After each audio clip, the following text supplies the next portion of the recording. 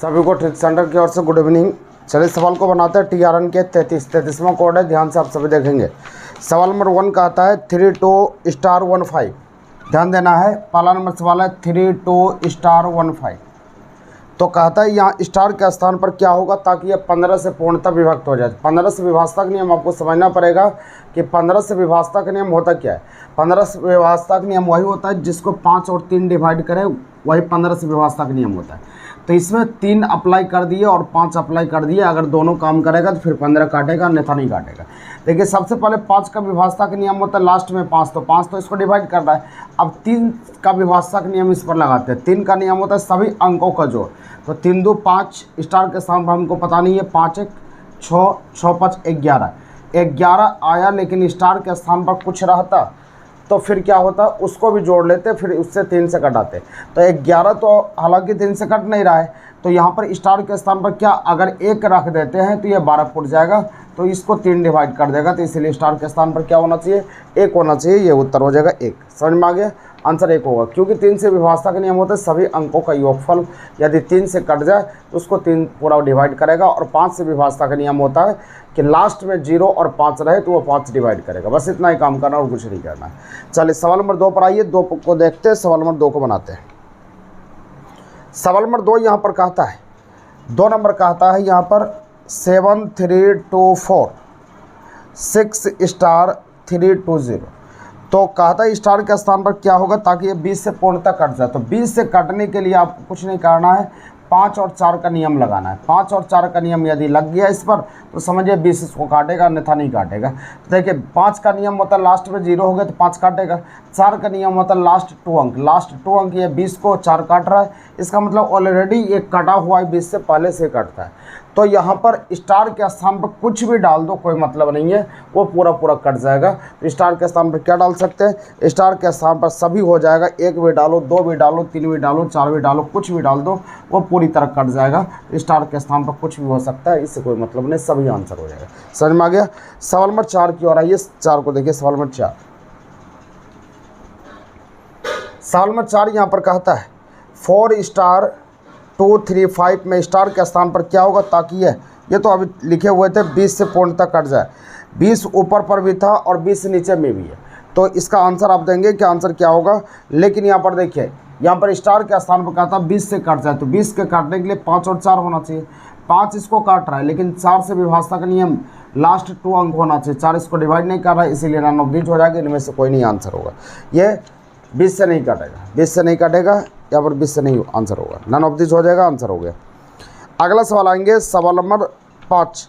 कहता है यदि किसी वृत्त की त्रिज्या को दोगुना किया जाए तो उस वृत्त की परिधि मूल परिधि की कितनी गुनी हो जाएगी। तो कुछ नहीं करना है। 5 नंबर, तो वृत्त के परिधि 2πr होता है, तो त्रिज्या को बोला तो त्रिज्या में आप कीजिएगा 2π को छोड़ दीजिएगा, 2 गुना बोला तो ये सिर्फ r है, तो r के लिए सिर्फ 2 गुनी हो जाएगा, यही आंसर होगा। 6 नंबर का आता है यदि किसी बेलन की ऊंचाई को 5 गुना किया जाए, तो बेलन की ऊंचाई को 5 गुना किया जाए तो उस बेलन का आयतन मूल आयतन का कितना गुना होगा। तो बेलन का आयतन क्या होता है, πr²h। तो ऊंचाई को बोला तो सिर्फ ऊंचाई 1 है, तो इसको छोड़ लीजिए, इससे कोई मतलब नहीं है। 5 गुना करना तो बस 5 गुनी आंसर हो गया, 5 गुनी ये उत्तर हो जाएगा। अगला सवाल कहता है सवाल नंबर 7 नंबर देखिएगा। 7 नंबर यहाँ सवाल कहता है यदि किसी वर्ग की एक भुजा को 4 गुना किया जाए तो वर्ग का क्षेत्रफल, तो वर्ग का क्षेत्रफल हमको पता है, तो वर्ग का क्षेत्रफल बराबर होता है भुजा स्क्वायर। तो भुजा स्क्वायर होता है, भुजा स्क्वायर हमने कर लिया। 4 गुना कर रहा है, 4 लिख दिए, 4 का स्क्वायर हो गया कितना, 16 गुनी। 16 गुनी का मतलब यही आंसर होगा, 16 गुनी, बस और कुछ नहीं करना, 16 गुनी आंसर हो गया। अगला सवाल कहता है इकाई अंक ज्ञात करना है। सिर्फ 1-2 बार वीडियो आप देख लीजिए, आपको समझ में आ जाएगा पूरी तरह। जो नहीं भी पढ़े हैं कोई दिक्कत नहीं है, सिर्फ वीडियो देख के कोशिश कीजिए कि समझ में आपको आ जाए। 8 नंबर कहता है इकाई अंक ज्ञात करना है। 732 इस पर पावर 64 गुना 324 इस पर पावर 73 गुना 839 इस पर पावर, या गुना है इस पर पावर दिया है 634 प्लस 4 634, हाँ 634 ही लिखा हुआ है, लास्ट में 4 है। तो इसमें इकाई अंक ज्ञात करने का नियम है कि 2 का नियम कहता है कि यदि इकाई में 2 आ जाए तो उसके पावर को 4 से भाग कर लीजिए। तो 64 को 4 से भाग देंगे और जो शेषफल आ जाएगा उसको 2 का पावर बना लीजिए। तो शेषफल इसको 4 से भाग देंगे, 0 आ जाएगा, तो 2 पर पावर 0 डाल दीजिए। गुना हो गया 4 का। ये होता है कि इसके पावर को देखिए, अगर पावर विषम हो गया तो विषम होने के बाद ये इसका जो होता है इकाई अंक विषम हो जाएगा, तो यहाँ पर 4 होगा। यदि सम रहता तो 6 होता। 9 का इसका पावर देखना है। 9 का नियम कहता है कि यदि पावर सम हो गया तो 1 लिख लीजिए, अगर विषम हो गया तो 9 लिख लीजिए। प्लस है, प्लस डाल दिए, 1 हो गया। अब किसी भी संख्या पर पावर 0 रहता है तो उसका वैल्यू 1 होता है। लेकिन यहाँ पर याद रखिएगा कि 2 पर इकाई अंक ज्ञात करने के लिए 2 पर पावर यदि 0 आ गया तो उसका वैल्यू 1 नहीं रखिएगा, 6 रखिएगा। इसको याद रखना है। 4 गुना 1 प्लस 1, पहले गुना की क्रिया छोटों के 24, 24 गुना 1 24 होगा, यानी 4 हो जाएगा। इसका इकाई अंक 24 लिख दीजिए, लिखना है तो बराबर इक्वल टू 25 होगा। इकाई में क्या आ गया 5, इसीलिए 5 इसका उत्तर होगा। यही आंसर हो गया 5। अगला सवाल है सवाल नंबर 9। जो इकाई अंक पढ़े हैं वो तो बना लिए होंगे, जो नहीं पढ़े हैं तो थोड़ा सा तकलीफ होगा, थोड़ा दिक्कत होगा। सवाल नंबर 9 पर आइए। 9 नंबर सवाल का आता है 7325, इस पर पावर है 65432 गुना 8329, इस पर पावर है आपका 6954 प्लस 7। तो आपको कुछ नहीं करना, 5 आ जाए तो पावर कुछ भी नहीं, कोई मतलब नहीं, 5 होता है इकाई अंक। अब यहाँ पर 9 आ गया तो 9 के लिए सम विषम देखते हैं। पावर सम हो गया तो 1 होगा, विषम होगा तो 9 होगा, प्लस डाल दिए। 5 गुना 1 5 होगा, प्लस 7, 7 5 12 हो गया। इकाई में क्या हो गया 7, यही आंसर। इकाई में 2 आ गया, बस आंसर हो गया 2, यही उत्तर हो जाएगा 2। समझ में आ गया, आंसर 2 होगा। अगला सवाल है 11 को। आइए 11 को देखिए, सवाल में 11 है। सवाल नंबर 11 यहाँ पर कहता है 9432 गुना 7324 गुना 8326 गुना 540। तो यहाँ पर इकाई अंक कहता है तो इसको सिर्फ इकाई को गुना कीजिए। 4 दूना 8, 8 छक 48, 48 मतलब 8 लेना है, 4 को छोड़ लेना है। तो यहाँ पर 0 आ गया तो ये 0 हो जाएगा, क्योंकि 8 को किसी भी चीज़ से 0 से गुना कीजिएगा, 0 हो जाएगा। लेकिन ऐसे नहीं बनाना, जैसे आपने 0 देख लिया रिजल्ट 0 होगा, क्योंकि 0 से आप किसी भी चीज़ को गुना करते वो 0 दे देता है, इसलिए रिजल्ट आपका 0 बनेगा। समझ में आ गया। सवाल नंबर 12 पर आइए।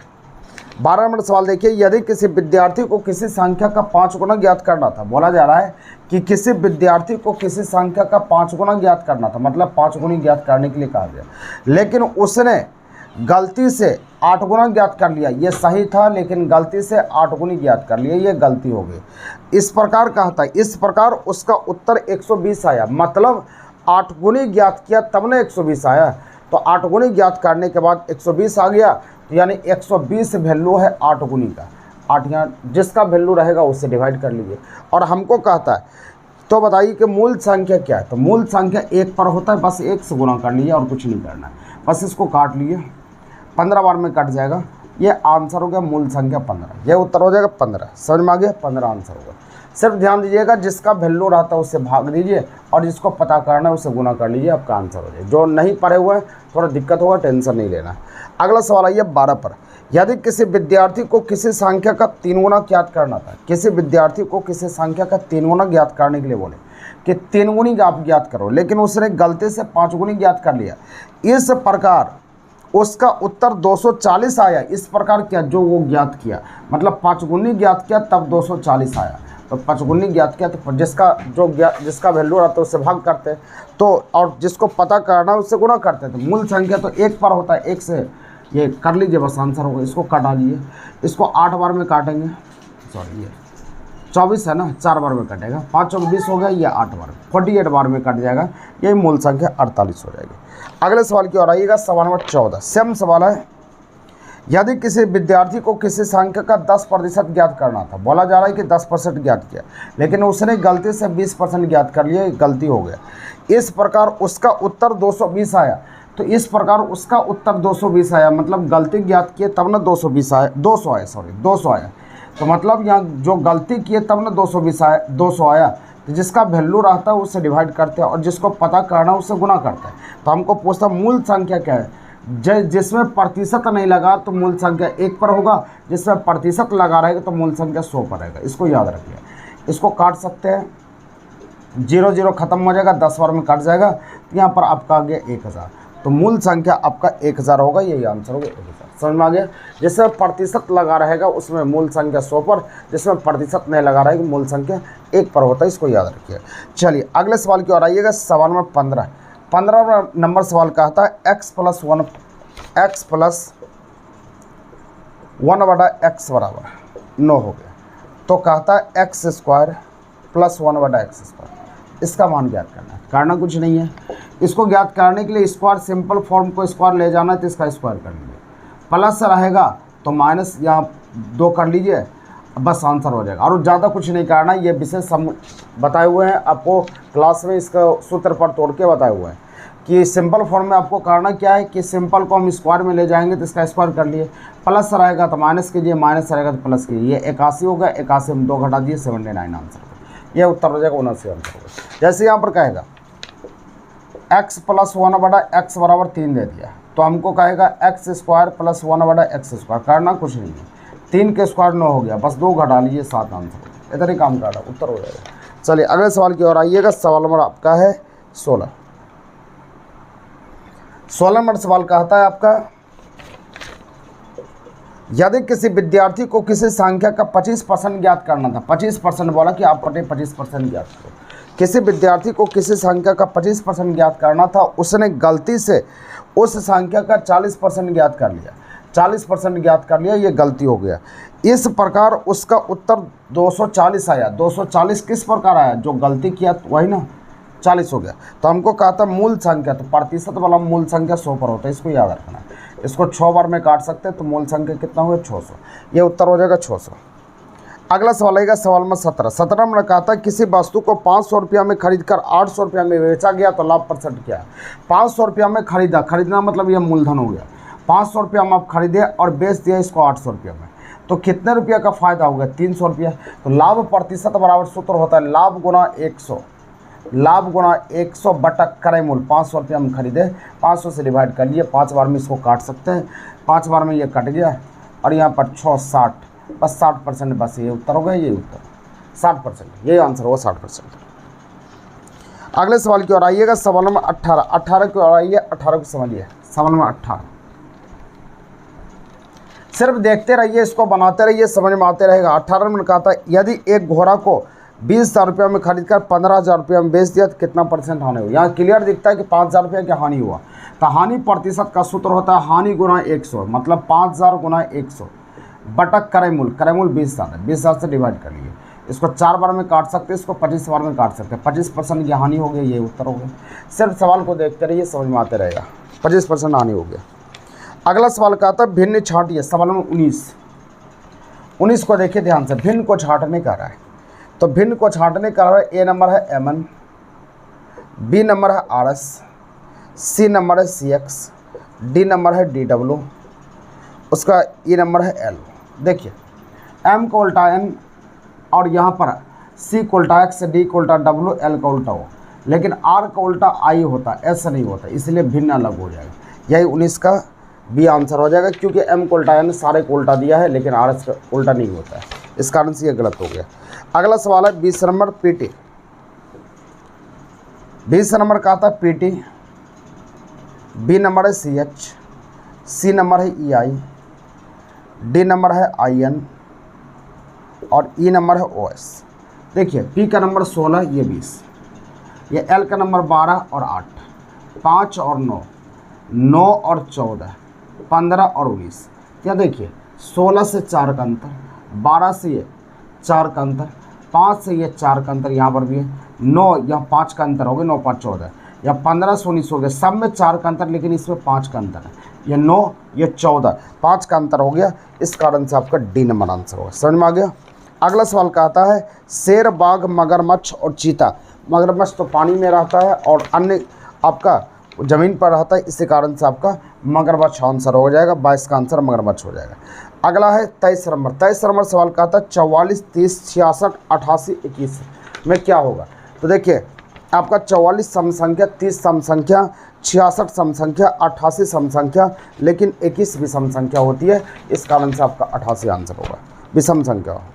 अगला है 24 नंबर 37, 87, 53, 73, 59। 37 एक आपका रूढ़ संख्या हो गया, यानी अवहद संख्या हो गया। अब 53 भी आपका अवहद संख्या होगा, 73 भी अवहद संख्या होगा, 59 भी अवहद संख्या होगा। लेकिन आपका 87 ये अवहद संख्या नहीं होती है, ये कटता है आपका 3 से डिवाइड होता है, इस कारण से आपका आंसर 87 होगा। अगला सवाल कहता है यहाँ पर, यदि किसी महीने की शुरुआत मंगलवार से हुई, ये तो क्लास में बताया गया है। अगला सवाल कहता है, यदि किसी महीने की शुरुआत मंगलवार, शुरुआत मतलब क्या हो गया 1 तारीख, 1 तारीख मंगलवार हो गया, 1 तारीख मंगलवार हो गया है, तो उसी महीने के 16 तारीख को कौन सा दिन हो। सवाल कहता है तो 16 तारीख को वट, 16 तारीख को बताने वट होगा। तो आपको एक हथियार है 7, 14, 21, 28, इस चारों डेट में से किसी भी डेट को इसमें आप जोड़ लीजिए, इसके करीब पहुंच सकते हैं। तो हम यदि इसमें 14 जोड़ लेते हैं तो ये 15 तारीख या मंगल होगा, ये क्लियर है, 15 तारीख मंगल होगा। लेकिन हमको चाहिए 16 तारीख, 16 तारीख आपका क्या होगा बुध, यही आंसर बुध हो गया। सवाल नंबर 26 पर आई। उसी तरह यदि किसी महीने की शुरुआत शनिवार से हुई हो तो उस महीने का आखिरी दिन कौन सा दिन हो।